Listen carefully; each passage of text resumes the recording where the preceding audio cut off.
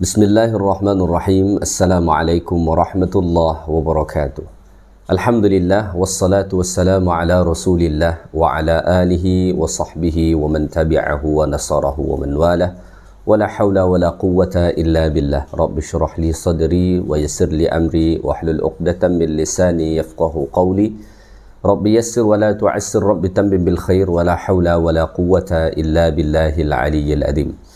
Alhamdulillah, sentiasa kita merafakkan kesyukuran kehadirat Allah Ta'ala kerana Allah masih mengurniakan nikmat-nikmatnya kepada kita semua. Tuan-tuan, puan-puan muslimin dan muslimat yang dikasihi lagi dirahmati Allah Ta'ala sekalian, insya-Allah pada hari ini, hari Isnin, kita sambung semula kuliah tafsir dan tadabbur Al-Quranul Karim. Kita masih lagi membahaskan surah Al-Haqqah, iaitulah surah yang ke-69 dalam Al-Quranul Karim yang terdapat pada juzuk yang ke-29 ya. Pada kuliah yang lepas, alhamdulillah, kita dah sampai sehinggalah ayat 15. So pada hari ini kita sambung bermula dari ayat 16 sehinggalah nanti ayat-ayat seterusnya insya-Allah taala. Ya, ayat-ayat yang akan kita bahaskan ni masih lagi menjelaskan tentang peristiwa besar, iaitulah hari kiamat atau peristiwa Al-Haqqah. Yang mana Al-Haqqah ni adalah nama lain kepada hari kiamat. Baik, Allah Ta'ala berfirman, A'udhu billahi minasyaitanir rajim. Wanshaqqatis sama'u fahiya yawma idhin wahiyah wal malaku ala arja'iha wa yahmilu arsha rabbika fawqahum yawma idhin thamaniyah. يومئذ تعرضون لا تخفى منكم خافية فأما من أوتي كتابه بيمينه فيقول هاؤم اقرءوا كتابيه إني ظننت أني ملاق حسابيه فهو في عيشة راضية في جنة عالية قطوفها دانية كلوا واشربوا هنيئا بما أسلفتم في الأيام الخالية. Baik, saya baca sampai ayat 24 saja dulu. Baik, ayat-ayat Allah Ta'ala ni, ayat-ayat yang saya bacakan sebentar tadi, ni adalah sambungan kepada penjelasan tentang hari kiamat yang Allah Ta'ala telah sebutkan sebahagiannya pada ayat sebelum ni. Allah Ta'ala berfirman pada ayat 13, فَإِذَا نُفِخَ فِي الصُّورِ نَفْخَةٌ وَاحِدَةٌ. Apabila ditiupkan sangkakala, ya, dengan sekali tiupan, maksudnya ni tiupan kali pertama, ya, dengan sekali tiupan sangkakala, maka berlakulah hari kiamat. Bagaimanakah dia gambaran hari kiamat itu? Allah Ta'ala sebut pada ayat 14, وَحُمِلَتِ الْأَرْضُ وَالْجِبَالُ فَدُكَّتَا دَكَّةً وَاحِدَةً.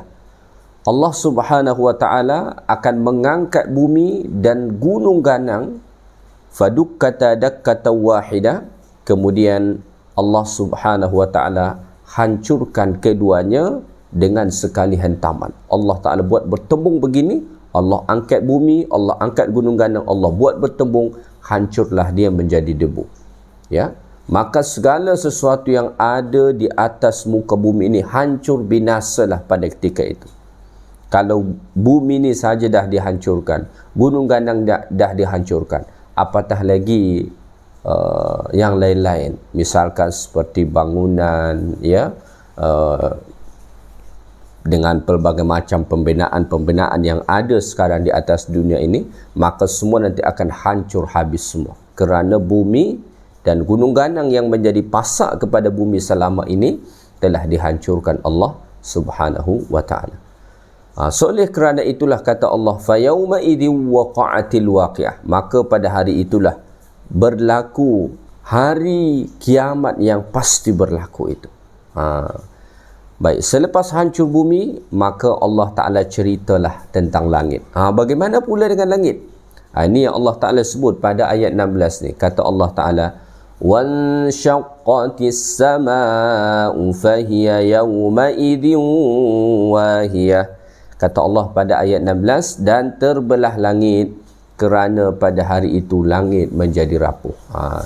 Jadi selain bumi dihancurkan Allah Ta'ala dengan gunung ganang yang ada di atas muka bumi ini, maka langit pun dihancurkan Allah. Wan syaqqatis sama, langit itu terbelah. Ya, ayat ini dikuatkan dalam banyak ayat dalam Al-Quran. Misalkan Allah Ta'ala sebut idas sama'un syaqqat, ya. Dan ada lagi ayat-ayat yang lain yang saling menguatkan, iaitulah apabila berlaku nanti hari kiamat, maka langit itu Allah Ta'ala akan buat terbelah. Allah Ta'ala akan hancurkan langit itu. Padahal langit Allah Ta'ala sebut dalam banyak ayat dalam Al-Quran, ya, Allah Ta'ala menyatakannya dengan bangunan yang sangat kuat, ya. Allah Ta'ala sebut wa banainaha bi aidin, kata Allah, dan kami membina langit itu dengan sangat kuat, ya.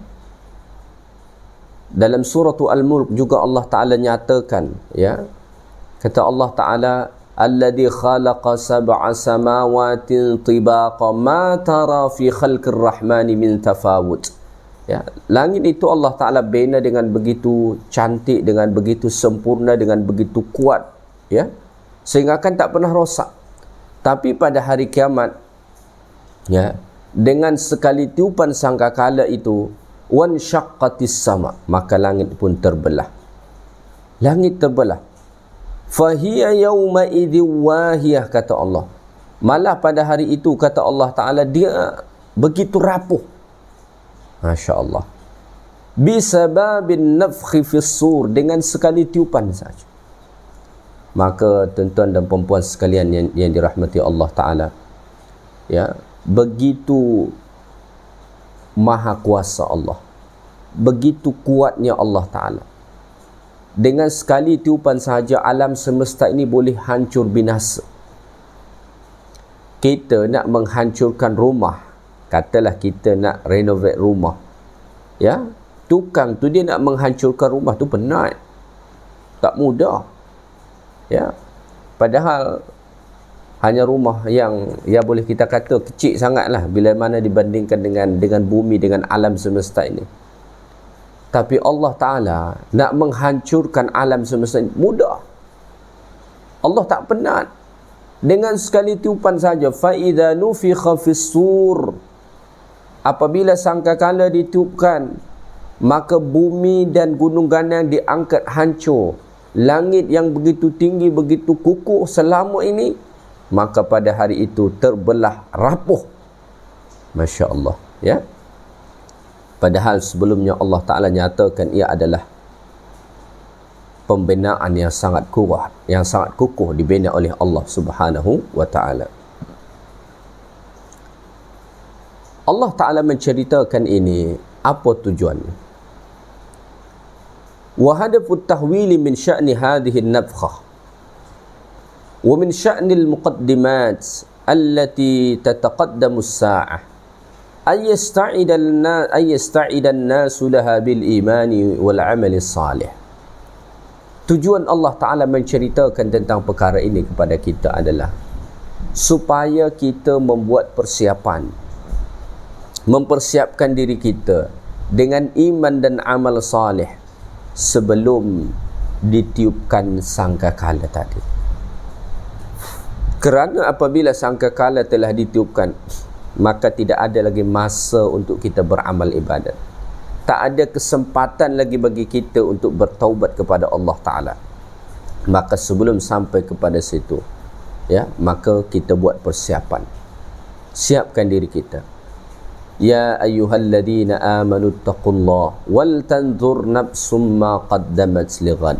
Lihatlah diri kita ni, apakah yang sudah kita siapkan menuju hari esok kita ni, menuju hari kiamat. Apa yang sudah kita siapkan? Dah ada bekalan iman yang cukup, dah ada kebekalan amal soleh yang cukup. Kalau belum ada, inilah kesempatan bagi kita untuk menambahkan bekalan kita, untuk menyempurnakan bekalan kita sebelum datangnya hari kiamat tadi, ya. Baik. Seterusnya Allah Subhanahu wa taala berfirman pada ayat 17. Wal malaku ala arjaiha wa yahmilu 'arsya rabbika fawqahum yawma idzin thamaniyah. Dan para malaikat berada di pelbagai penjuru langit. Pada hari itu 8 malaikat penjuru arasy menjunjung, dan pada hari itu 8 malaikat menjunjung arasy Tuhanmu di atas kepala mereka, ya. Wal malaku ala arjaiha, dan malaikat berada di pelbagai penjuru langit.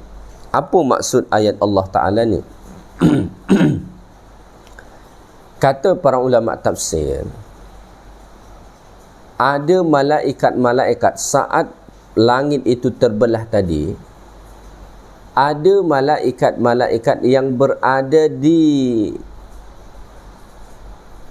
penjuru langit tu, ala atrafiha, di bahagian langit yang tak terbelah tu. Jadi langit itu terbelah, dia tak semua habis, bukan 100% hancur jatuh semua, tak. Ada bahagian-bahagian yang tak terbelah. Ya, maka disitulah berada malaikat-malaikat Allah, ya. Apa kerja mereka? Wa yahmilu 'arsya rabbika fawqahum yawma idzin thamaniyah. Mereka menjunjung arasy sehingga sana. Mereka menjunjung arasy, menahan arasy Allah Ta'ala tu, ya. Fawqahum, di atas mereka, thamaniyah. Jumlah malaikat itu ada 8. 8 orang, 8 malaikat boleh ke menjunjung arasy Allah Ta'ala yang sangat besar tu? Arasy tu lebih besar lagi daripada langit. Boleh ke mereka menjunjung arasy tu? 8 malaikat? Jawapannya boleh. Kenapa? Kerana para malaikat Allah Ta'ala tu tak sama dengan kita. Kita ni lemah, ya, kita ni lemah. Manakala para malaikat mereka amat sangat kuat, ya.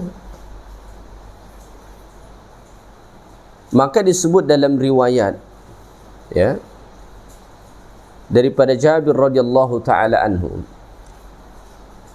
beliau berkata, Nabi sallallahu alaihi wasallam bersabda, "Udhina li an uhadditha an malakin min malaikatillahi min hamalatil arsh." Nabi menjelaskan, diizinkan bagiku untuk menjelaskan tentang malaikat yang menjunjung arsy Allah. Lalu Nabi menjelaskan bagaimana gambaran besarnya malaikat yang menjunjung arsy Allah Ta'ala. Innama baina syahmati udhunihi ila atiqihi masiratu 700 amin. Sesungguhnya jarak antara telinga sampailah ke bahu, ni daripada sini sampai ke sini malaikat ni, itu masiratu 700 amin, perjalanan 700 tahun. Boleh kita bayangkan kalau kita satu jengkal saja. Ni perjalanan 700 tahun. Boleh bayang tak macam mana besarnya malaikat? Sukar kita untuk membayangkan, ya. Sukar nak membayangkan perjalanan 700 tahun tu pun kita tak tahu tahap jauh macam mana. Besar. Sebab itulah malaikat Jibril alaihi salam sahaja dikatakan mempunyai sayap, bukan sekadar 2 sayap, ya. Dikatakan dalam riwayat, kalau malaikat Jibril membukakan sayapnya saja, maka tertutup semua ufuk alam semesta ini. Besar sungguh malaikat tu, ya. Oleh kerana itulah mereka dapat menjunjung, menahan arsy Allah Ta'ala tu, ya. Wa yahmilu arsya rabbika fawqahum yawma idzin samaniyah. Mereka boleh menjunjung arsy Allah Ta'ala. 8 malaikat. 8 malaikat besar-besar macam tu, Oh, tentu boleh. Bayangkan dari telinga sampai ke bahu dia saja perjalanan 700 tahun kata Nabi SAW. Ya, hadis ini disahihkan para ulama, riwayat Al-Imam Abu Daud rahimahullahu taala. Maka ini satu gambaran yang sangat besar yang kita sendiri sukar kita nak membayangkan macam mana besarnya malaikat Allah taala, ya. Lalu mungkin yang menjadi persoalan, adakah malaikat saat itu masih hidup? Ya, adakah malaikat pada ketika itu masih hidup? Mereka tak meninggal ke semua? Apabila berlaku hari kiamat tu, bumi hancur, langit retak. Allah nyatakan dalam Al-Quran, dalam surah Az-Zumar ayat 68, kata Allah Ta'ala, illa man syaa Allah. Memang ramai yang diwafatkan pada saat itu, namun ada yang Allah Ta'ala kehendaki untuk tidak wafat. Illa man syaa Allah, melainkan makhluk yang dikehendaki Allah, maka mereka tidak wafat. Maka apabila Allah Ta'ala sebut ada 8 malaikat yang menjunjung arasy Allah Ta'ala, semaknanya mereka tidak wafat, ya. Namun ini tentang amrun ghaibiyah, ini perkara yang gaib. Kita hanya berpandukan kepada petunjuk wahyu Allah Subhanahu wa taala, kerana ini luput daripada jangkauan panca indera kita, ya. Baik. Kita teruskan ayat yang berikutnya. Apabila kehancuran telah berlaku, bumi dengan segala isinya telah dihancurkan, langit juga demikian. Lalu apa yang berlaku selepas itu? Allah Ta'ala berfirman pada ayat 18, Yawma idzin tu'raduna la takhfa minkum khafiyah. Pada hari itu kamu dihadapkan kepada Tuhanmu, tidak ada sesuatu pun daripada kamu yang tersembunyi bagi Allah. Yawma idzin tu'raduna la takhfa minkum khafiyah. Ya. Pada hari itu tu'raduna 'ala Allah. Ya. Semua kita manusia ini akan dihadapkan kepada Allah Ta'ala lil hisab wal jaza, untuk dihisab dan dibalas Allah. La yakhfa alaihi syai'un min asrarikum, yang mana pada ketika itu tidak ada satu pun yang tersembunyi bagi Allah dari rahsia-rahsia kita. Hari ini kita mungkin masih ada menyimpan rahsia, kita menutupinya, kita tak nampakkan, kita tak ceritakan, kita tak bagi tahu. Tapi pada hari kiamat semua akan dizahirkan. Ma tufikhil yawm satankashiful ghada, sayankashiful ghada. Apa yang engkau sembunyikan pada hari ini, apa yang engkau tutupi pada hari ini, esok dia akan terbuka. Ya, maka tak ada guna kita menutupi keburukan kita, sebab kita nak nampak sempurna di hadapan manusia, kerana kita nak dipandang sebagai orang yang baik, orang yang saleh. Lalu kita menyembunyikan amal-amal buruk kita simpan. Sungguh tiada erti bagi kita nanti pada hari kiamat, kerana apa yang kita rahsiakan, apa yang kita sembunyikan, apa yang kita tak nampakkan kepada orang pada hari ini, nanti akan dinampakkan oleh Allah Subhanahu wa ta'ala, ya.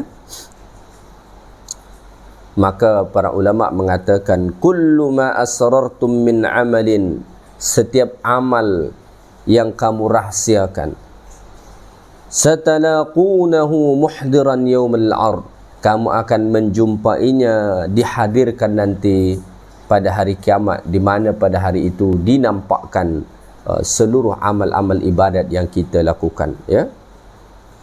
Faja'alu a'mali khalwatikum hujjatan lakum la 'alaikum. Maka jadikanlah amal-amal ibadat yang kita lakukan saat kita bersendiri yang dapat membantu kita nanti pada hari kiamat, ya. Jangan sampai amal-amal yang kita lakukan saat kita bersendiri pada hari ini yang menyebabkan kita diseksa pada hari kiamat.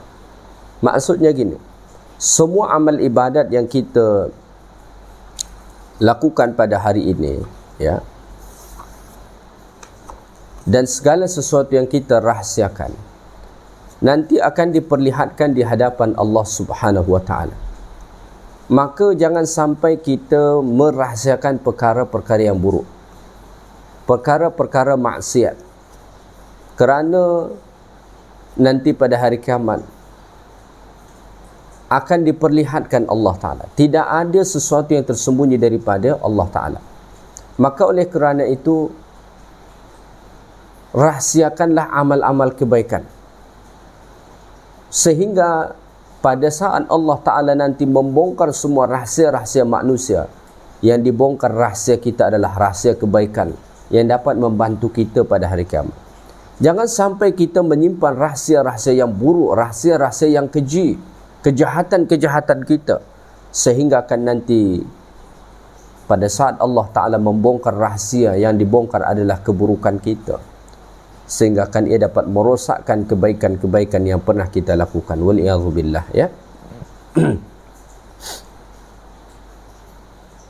Maka salah satu nasihat penting bagi kita daripada ayat Allah Ta'ala ni, mahma akhfaita 'alan nasi dhunubaka wa ma'asi, walaupun engkau sembunyikan dosa-dosa dan maksiatmu daripada manusia, wastamarraita biha, dan engkau berterusan melakukannya. Ada orang begitu, kerana dia rasa dia dapat menyembunyikan kejahatan dia, maksiat dia itu daripada orang, dia terus melakukannya. Oh tak, orang tak tahu, orang tak nampak, dia teruskan. Fa'lam annahu sayati yaumul hisab, ketahuilah bahawa ia akan datang pada hari kiamat nanti, pada hari di mana kita dihisab. Wa tu'radu jami'u a'malika bihadzal yaum, dan nanti akan dibentangkan seluruh amal-amal ibadat kita, ya. So, oleh kerana itu, fasari' bit taubah, bersegeralah bertaubat kepada Allah Ta'ala, ya. Bersegeralah bertaubat kepada Allah Subhanahu wa Ta'ala. Jangan sampai kita menjadikan waktu-waktu bersendiri kita untuk bermaksiat kepada Allah. Jangan jadikan waktu-waktu kita sunyi daripada orang sebagai masa untuk kita melakukan maksiat, kerana semua nanti akan dizahirkan Allah Ta'ala. Mungkin semasa kita melakukannya orang tak tahu, tapi ingat, Allah Ta'ala ada Rabb yang maha mengetahui, ada Allah Ta'ala yang maha melihat, ada Allah Ta'ala yang maha mendengar, sehingga akan tidak ada satu pun yang luput daripada perhatian Allah Subhanahu wa Ta'ala, ya. Maka saat kita bersendiri, sentiasa ingat bahawa Allah melihat kita, Allah mengetahui kita, ya. Begitu jugalah dengan niat-niat kita, ya. Jangan sampai kita menyimpan niat-niat yang buruk, kerana semua nanti akan diperlihatkan di hadapan Allah Subhanahu wa Ta'ala. Wal'iyadzubillah, ya.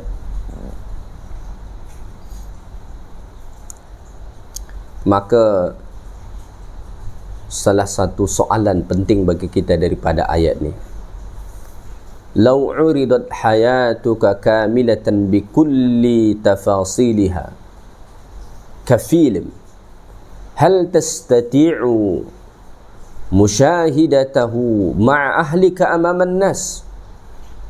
Ini soalan bagi kita. Cuba renung betul-betul. Andai kata dibentangkan keseluruhan hidup kita, dipertontonkan keseluruhan hidup kita secara detail, ya, andai kata keseluruhan hidup kita ni dijadikan filem, dipertontonkan di hadapan orang ramai, seluruh perjalanan hidup kita, cuba tanya diri kita, agak-agak kita sanggup tak menonton, sanggup tak kita melihatnya? Di situ ada keluarga kita, di situ ada orang lain, di situ ada orang-orang yang kita kenal. Agaknya kita sanggup tak untuk melihat, untuk menonton? Bayangkan seluruh hidup kita secara detail dibentangkan di satu layar besar, di satu skrin besar, dipertontonkan secara detail dekat situ kehidupan kita. Ya, bukan kehidupan kita yang baik-baik saja, semua kehidupan kita detail. Saat kita buat dosa, saat kita buat maksiat, saat kita derhaka, saat kita menyimpan niat yang buruk, semua ditontonkan dekat situ. Agak-agak sanggup tak kita menontonnya? Kita pun tak sanggup. Pada hari kiamat semua orang menyaksikan itu di hadapan Allah Ta'ala. Maka mari sentiasa kita ingat akan ayat Allah Ta'ala ni. فَيَوْمَئِذٍ تُعْرَضُونَ لَا تَخْفَى مِنْكُمْ خَافِيَةٌ. Pada hari itu akan dibentangkan, akan dinampakkan secara detail. Mungkin dulu maksiat itu kita buat saat kita bersendiri, tak nampak orang. Malam hari di dalam bilik kita, kita seorang, dan kita pun percaya tak ada orang tahu. Tapi pada hari kiamat dibentangkan di hadapan semua manusia. Kita tak boleh bayangkan macam mana malunya kita saat itu. Kita tak boleh membayangkan macam mana kita menyesal pada hari itu. Oleh kerana itulah, selagi mana ada kesempatan kita untuk bertaubat kepada Allah Ta'ala, jom kita bertaubat kepada Allah. Baiki masa-masa lalu yang buruk yang telah kita lalui. Baiki dan baiki. Moga-moga Allah Ta'ala menukar, menggantikan keburukan-keburukan lama kita dengan kebaikan-kebaikan yang kita lakukan. Baik, kita teruskan ayat yang berikutnya. Ayat 19 Allah Ta'ala menjelaskan tentang golongan ashabul yamin, ya, golongan kanan, yang mana mereka mendapati catatan amal perbuatan mereka dipenuhi dengan kebaikan. Saat Allah Ta'ala membentangkan seluruh amal perbuatan mereka, mereka mendapati kebaikan dekat situ. Allah berfirman pada ayat 19, فَأَمَّا مَنْ أُوتِيَ كِتَابَهُ بِيَمِينِهِ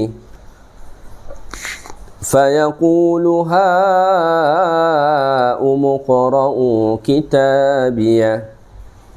Adapun orang-orang yang kitabnya diberi dari tangan kanannya, maka ia berkata, ambillah, bacalah kitabku ini. فَأَمَّا مَنْ أُعْتِيَ كِتَابُ أَعْمَالِهِ بِيَمِينِهِ. Orang yang diserahkan catatan amal perbuatannya sebelah kanan, sebagai tanda bahawa dia adalah orang yang baik, dan dalam kitab tersebut dipenuhi dengan rekod-rekod kebaikan. فَيَقُولُ, maka dia akan berkata dengan penuh kegembiraan, ha khudu iqra'u kitabi, ambillah, bacalah kitabku ini. Ya, Masya Allah, begitu bahagia dia. Ya, begitu bahagia dia. Kenapa? Kerana dia mendapati catatan amal perbuatan dia dipenuhi dengan kebaikan. Saya selalu membuat satu analogi untuk memahami ayat Allah Subhanahu wa Ta'ala ni. Pelajar, kalau selepas peperiksaan dia mendapati result, hasil peperiksaan yang bagus, biasanya dia begitu bergembira. Dia nak cepat-cepat balik ke rumah, nak tunjuk kepada mak dia, dia nak tunjuk kepada kawan-kawan dia, Dia nak tunjuk kepada semua orang ramai. Kenapa? Dia dapat A yang begitu banyak. Nilai dia cantik betul. Bergembira dia. Kita hidup ni adalah seperti menjalani peperiksaan. Setiap saat kita ni macam peperiksaan. Bila hasil peperiksaan ni akan kita lihat? Bila hasil peperiksaan ni akan kita dapatkan? Nanti pada hari kiamat. Maka orang-orang yang mendapati hasil perjalanan hidup dia nanti dipenuhi dengan kebaikan dan nanti diserahkan Allah Ta'ala daripada sebelah kanan untuk dia, maka begitu bergembira. Umuqra'u kitabiyah. Dia berkata kepada orang, umuqra'u kitabiyah. Itu tambih, ya. Dia ambil perhatian orang. Panggil orang, ya. Nida'u li ahli al-mahsyar jami'an. Dia memanggil seluruh ahli mahsyar pada ketika itu. Antum ta'alu, datang kemari, datang sini, dia kata. Iqra'u kitabiyah. Bacalah kitabku ini. Baca perjalanan hidupku ini. Baca rekod-rekod amal ibadatku ini. Begitu bahagia. Begitu bergembira. Ya. Kalau kita dapat hasil peperiksaan yang bagus saja kita begitu bergembira, bayangkan kalau di akhirat kita dapat keputusan yang baik. Masya Allah. Maka kepenatan beribadat itu akan hilang pada masa itu. Ya, kepenatan melakukan amal-amal ibadat itu hilang pada masa itu. Sama seperti pelajar yang bersungguh-sungguh dia belajar, penat dia, malam dia kurang tidur, siang pun macam tu, kurang bermain. Kenapa? Dia nak fokus belajar. Tapi saat dia terima itu hasil peperiksaan, dia begitu bahagia. Kenapa?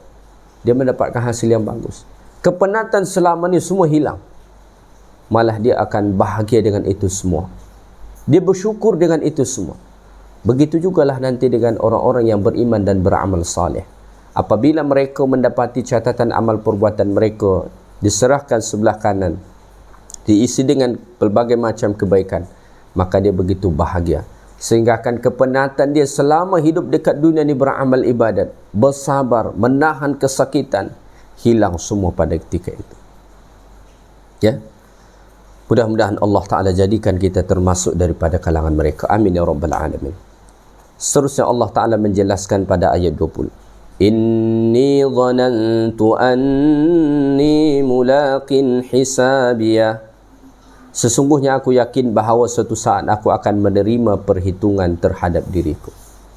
Ini Allah Ta'ala menjelaskan apa sebab dia mendapati catatan amal perbuatan dia sebelah kanan. Ya. Rupa-rupanya semasa dia hidup di dunia, inni dhanantu anni mulaqin hisabiyah.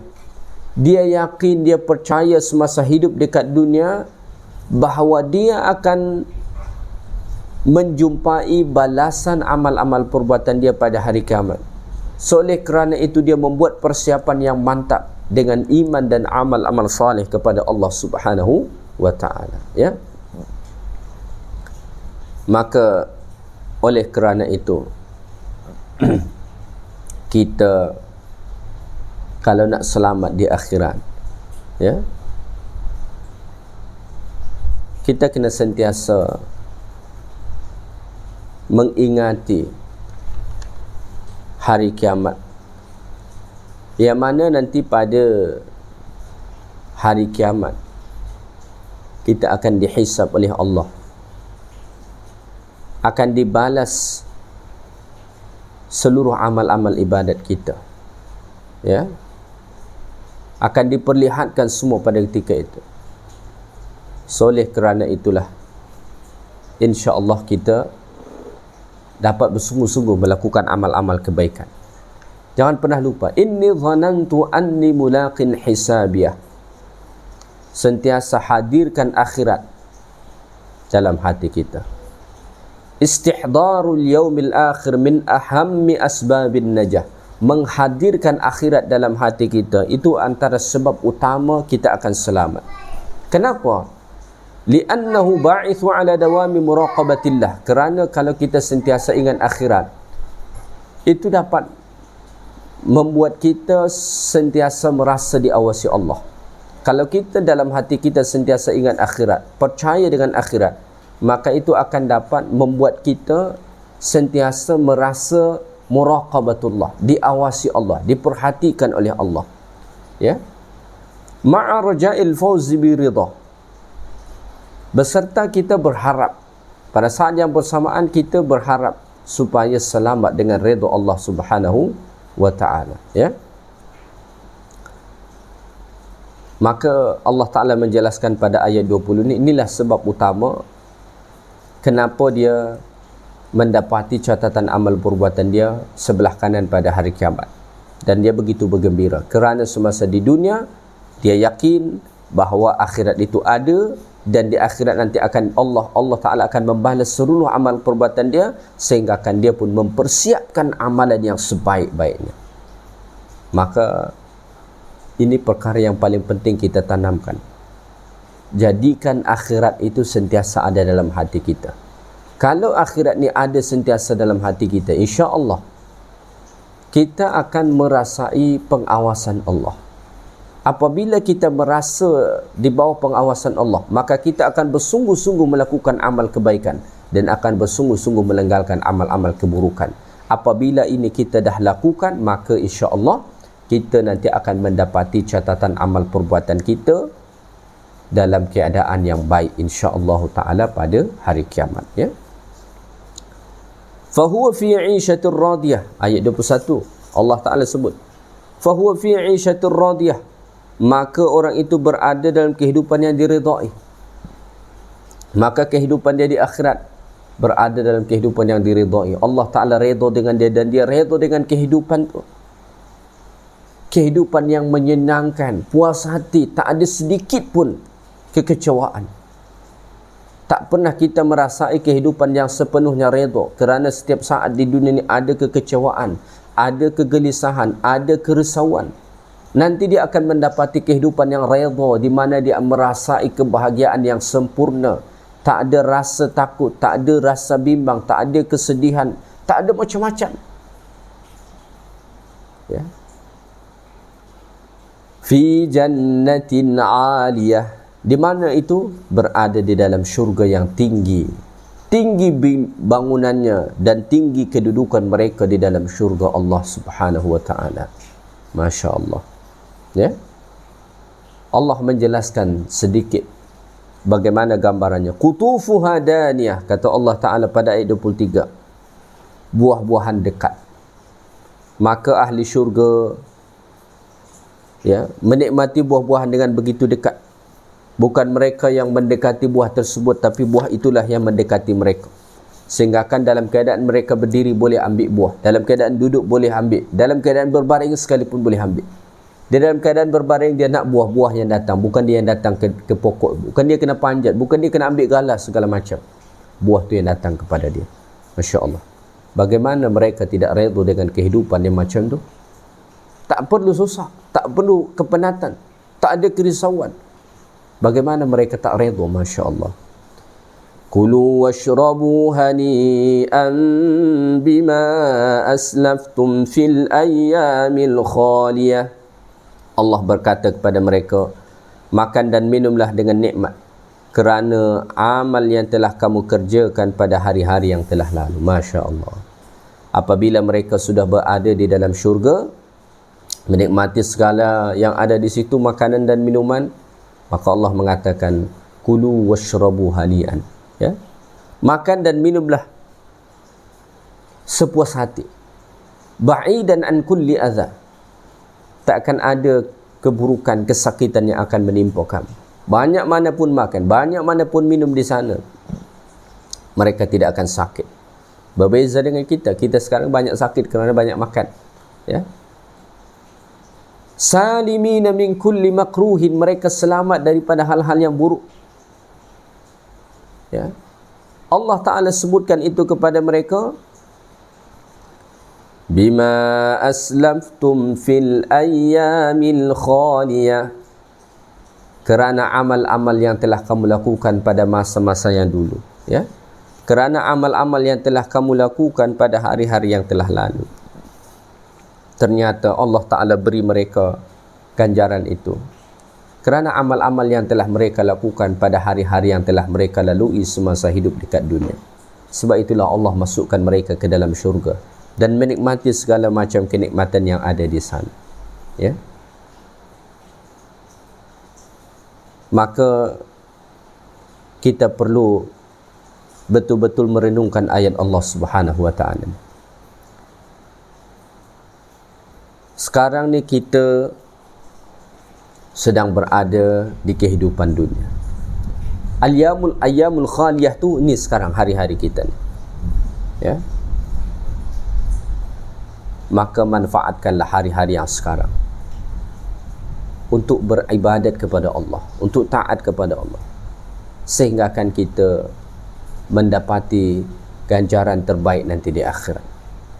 Hanya ini masa kita untuk beribadat. Maka ada ungkapan mengatakan, ya ibna Adam, al-yawmu huwa dhaif. Wahai manusia, harimu ini adalah ibarat tamu untuk kamu. Wad dhaifu rahil. Dan tetamu pasti dia akan pergi. Tetamu dia tak akan tinggal selamanya dengan kita. Begitu juga dengan hari-hari ni. Hari-hari yang datang kepada kita ni ibarat tetamu. Dan dia akan pergi. Imma ayyahmidaka aw ya'zimaka. Tetamu ni kalau dia datang ke rumah kita, kalau dia balik, kalau dia dah pergi, ada dua kemungkinan. Mungkin dia memuji kita atau mungkin dia mencela kita. Bergantung dengan sikap kita. Kalau sikap kita baik, dia akan puji kita. Kalau sikap kita buruk, dia akan celah kita. Begitu juga setiap masa yang kita lalui. Kalau kita isi dengan kebaikan-kebaikan, dia akan memuji kita. Kalau kita isi dengan keburukan-keburukan, dia akan menghina kita. Ada satu kisah yang sangat luar biasa. Ya. Suatu hari Abdullah bin Umar keluar bersama sahabat-sahabatnya. Kemudian mereka berjumpa dengan seorang penggembala kambing. Famarra bihim ra'i ghanam. Ya. Saat mereka berjalan, ada seorang penggembala kambing yang lalu. Fada'ahu Ibnu Umar liyakul. Maka Abdullah bin Umar pun panggil, ajak makan sekali. Rupa-rupanya mereka tengah makan, penggembala kambing ni lalu dekat situ. Faqala inni sa'im. Penggembala kambing tu kata, saya ni sedang puasa.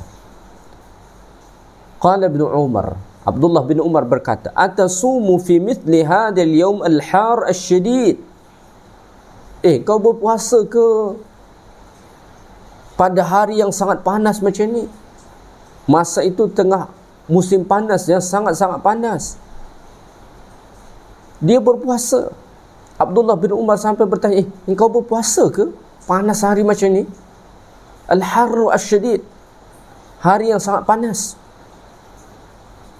Wa anta fi hadal jabal tar'i hadal ghanam. Sedangkan kau berada di atas bukit ni menggembala kambing. Dia bukan sedang berteduh. Dia bukan sedang berteduh di bawah pokok, tak. Atau di bawah bangunan, tak. Dia sedang berada di atas bukit menggembala kambing dan dia berpuasa. Masya Allah. Apabila Abdullah bin Umar tanya, lalu dia berkata, inni wallahi ubadiru ayyami al-khaliyah. Sesungguhnya demi Allah, aku nak bersegera beramal ibadat dengan hari-hari al-khaliyah ini. Hari-hari yang akan dia lalui ini. Hari-hari yang akan menjadi masa lalu dia nanti semasa dia sudah berada di akhirat. Aku nak bersungguh-sungguh beribadat. Aku nak bersegera beribadat. Aku tak mahu menyanyiakan masa ini, dia kata. Begitu kesungguhan lelaki itu dalam beribadat kepada Allah Subhanahu wa taala. Moga-moga dapat kita contohi. Jangan sampai nanti di akhirat kita menyesal.